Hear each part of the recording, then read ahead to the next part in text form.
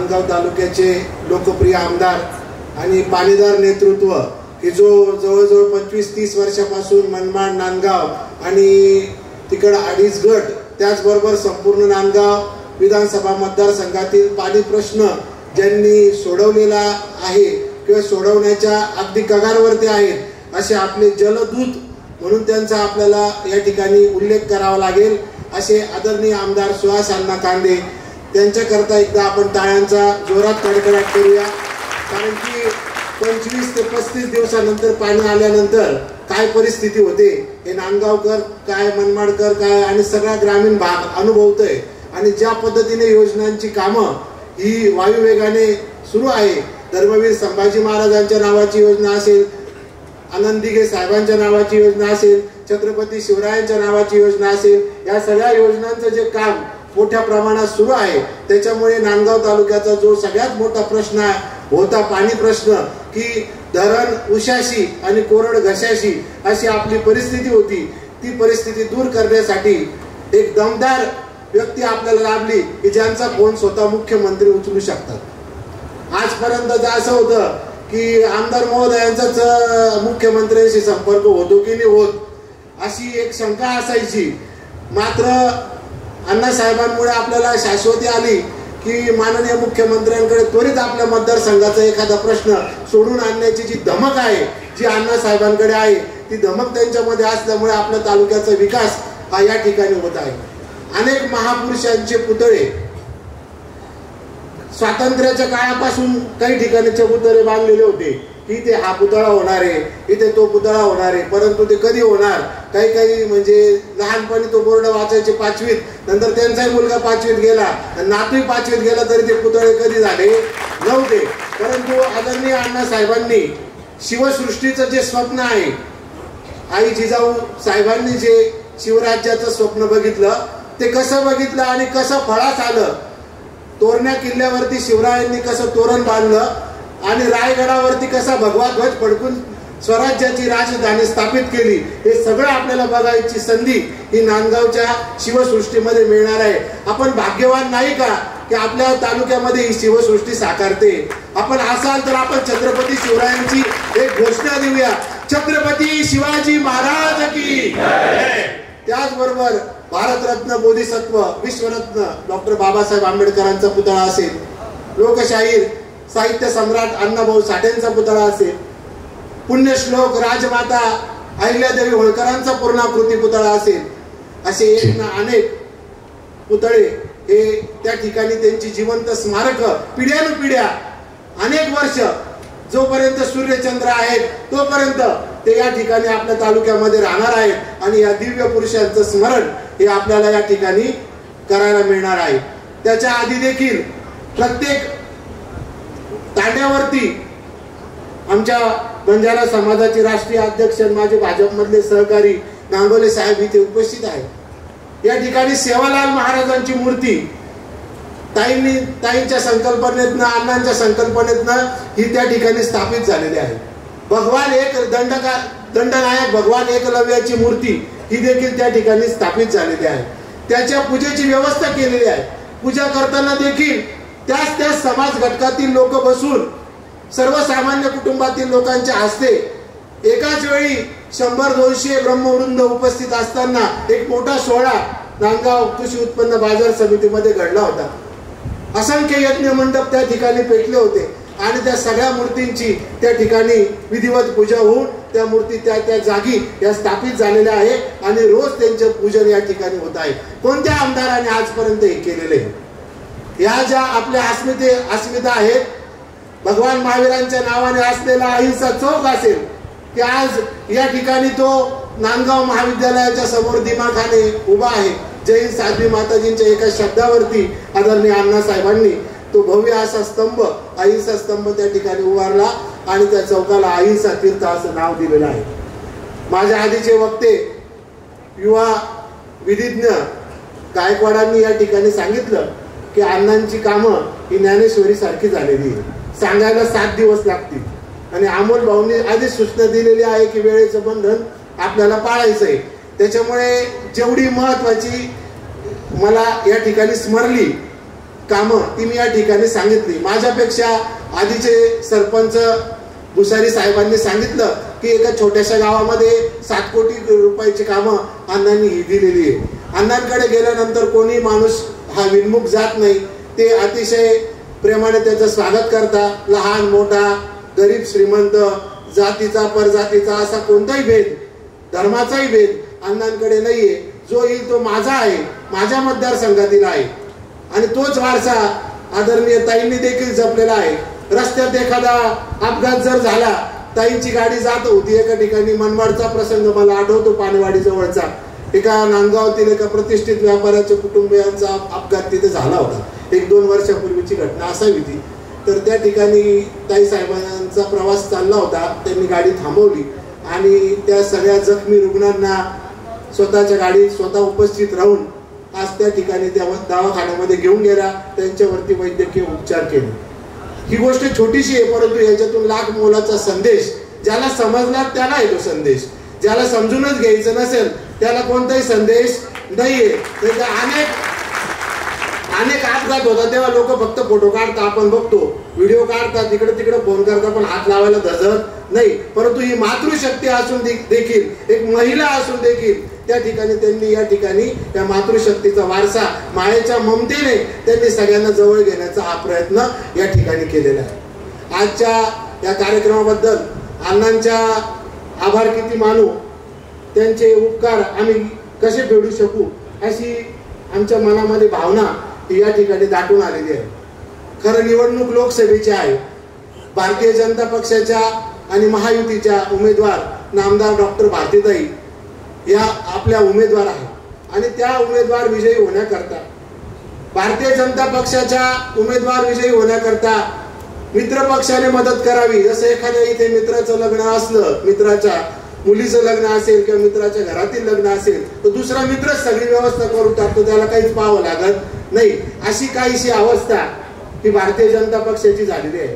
दोन्ही हात जोडून करबद्ध होऊन अण्णांचे या ठिकाणी किती उपकार मानावे, एक भाजप कार्यकर्ता म्हणून, एक भाजप पदाधिकारी म्हणून, असा मला या ठिकाणी प्रश्न पडलेला आहे. मागच्या वेळेस अण्णांनी महायुतीचे सगळे बूथ प्रमुख असतील, शक्ती केंद्र प्रमुख असतील, सुपर वॉरियर्स असतील, या सगळ्यांची एक मीटिंग इथे मागे घेतली. त्यावेळेस आमदार भारतीताई पवार स्वतः उपस्थित होत्या आणि फार मोठा सोहळा तो त्या ठिकाणी झाला. कालचा देखील सोहळा, काल काही अपरिहार्य कारणामुळे मी उपस्थित राहू शकलो नाही, परंतु मला किरण भाऊ असतील, सागर भाऊ असतील, गुलाब भाऊ असतील, त्यांनी सांगितलं इतका भव्य दिव्य सोहळा हा कालचा या ठिकाणी संपन्न झाला की त्या सोहळ्याला राजाभाऊंच्या शब्दात मागच्या मेळाव्यापेक्षा पण गर्दी जास्त होती साकोरा गटाच्या. आणि आज तर तोही रेकॉर्ड तोडलेला आहे. तर मग त्याच्यामुळे विलास भाऊ आणि कांदे भाऊ जे काम बघता नाय डोंगरी गटाचं, त्यांचं या ठिकाणी आपण अभिनंदन केलं पाहिजे की शेवटच्या टोकापर्यंत जिथपर्यंत नजर जाईल तिथपर्यंत माणसं या ठिकाणी बसलेली आहेत. या ठिकाणी आता ही देशाची निवडणूक चालू आहे. या देशाच्या निवडणुकीमध्ये नामदार डॉक्टर भारतीताई पवार की ज्यांनी नरेंद्र मोदींच्या मंत्रिमंडळामध्ये आपल्या सगळ्यांचं प्रतिनिधित्व केलं. कोरोनाचा काळ होता, प्रत्येकाला लस पोहोचवण्यासाठी ताईंनी अतिशय शर्तीचे प्रयत्न केले, भारतभर भ्रमण केलं. देशामधली सगळी राज्य असतील, परदेशातील महत्वाचे प्रदेश असतील, त्या ठिकाणी जाऊन त्यांनी भारताचं प्रतिनिधित्व करून दिंडोरी लोकसभेची मान उंचावलेली आहे. निश्चितच त्यांच्या कार्यबाहुल्यामुळे यदा कदाचित त्यांना आपल्याकडे छोट्या मोठ्या कार्यक्रमाला येण्याला विलंब झाला असेल, पोहोचू शकल्या नसतील, परंतु त्यांनी जे जे केलं ते राष्ट्राच्या कल्याणाकरता केलेलं आहे. देशाच्या भल्यासाठी त्यांनी आपल्या जीवनातील ते महत्वाचे जे क्षण आहे केंद्रीय मंत्री असतानाचे ते वेचलेले आहे. हे आपण नित्य या ठिकाणी स्मरण केलं पाहिजे. आणि नरेंद्र मोदींचे हात बळकट करण्यासाठी आदरणीय शरदचंद्रजी पवार साहेबांनी सांगितलं की निवडणुकीनंतर आमचा पक्ष काँग्रेसमध्ये विलीन होणार आहे म्हणून. मग विलीन होणार तर उभे राहिलेच कशाला तुम्ही? जर तुम्हाला काँग्रेसमध्येच विलीन व्हायचं होतं तर मग ते तुतारी काय कोणतं चिन्ह घेतलं काय मला माहित नाही कोणतं चिन्ह आहे ते घेऊन तुम्हाला उभं राहण्याची आवश्यकताच नव्हती ना. लोकांच्या डोळ्यात तुम्ही कशाला धूळफेक करता? तुमचे इनमेन 6 खासदार निवडून येणारे, त्याच्या 6 खासदारांमध्ये उभे, त्याच्यातले 2 येतात का 3 निवडून येतात, तुमची मुलगी पण निवडून येते की नाही सांगता येत नाही. अशा अवस्थेमध्ये तुम्ही मोदींच्या वरती टीका कराल आणि तुमचं कोणतं राज्य येणार आहे म्हणून कृषी मालाचे भाव स्थिर राहतील. जे राज्य येणार आहे ते मोदींचंच राज्य येणार आहे. त्याच्यामुळे मोदींच्या मताला साथ देऊन, त्यांच्या विचारांना साथ देऊन आपण जर उमेदवार पाठवला तर आपले पुढचे प्रश्न सुटणार आहे, ज्याचं वर काही धकणार नाही. 1-2 जागा राहतील त्यांच्या लोकसभेला आणि ते बी काँग्रेसमध्ये विलीन होऊन जातील. अहो काय ती काँग्रेस? राहुल गांधी मालेगावला आले, छत्रपती शिवाजी महाराजांचा पुतळा होता, समोरून त्यांची गाडी गेली, पण शिवरायांना जो हार घालू शकत नाही अशा काँग्रेसला मत देण्यापेक्षा तर नोटाला मत दिलेलं बरं. अशी परिस्थिती आहे. पांडुरंगाची मूर्ती त्या पप्पू गांधीला त्या ठिकाणी कोणीतरी दिली पुण्याला, तर त्याने ती पांडुरंगाची मूर्ती देखील नाकारली. ज्याला छत्रपती शिवराय चालत नाही, ज्याला परब्रह्म पांडुरंग चालत नाही, त्याला महाराष्ट्रातील जनता माफ करणार नाही. त्याच्या विचाराच्या लोकांना कोणत्याही प्रकारचं मतदान काँग्रेस, राष्ट्रवादी आणि उभाटा गट यांना कोणत्याही प्रकारचं मतदान आपण करणार नाही, असं आपण प्रत्येकाने आपल्या मनातल्या रामाला, राम कोणता? आत्माराम, की जो तुमच्या माझ्या आपल्या हृदयामध्ये स्थापित झालेला आहे, असेल तर तुम्ही म्हणा आहे का नाही राम?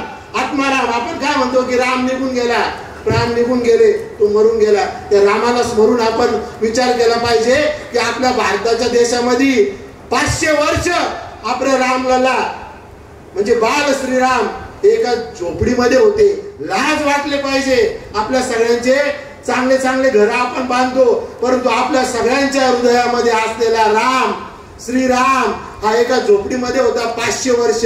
इतकी गुलामीची सल ही आपल्याला सोसावी लागत होती. एक माईचा लाल नरेंद्र मोदी, की ज्याची आई लोकांच्या इथं धुणे भांडे घासून त्याला मोठं केलं, लोकांच्या इथलं शिळं पाकं अन्न खाऊन त्यांनी आपल्या पोराला मोठं केलं.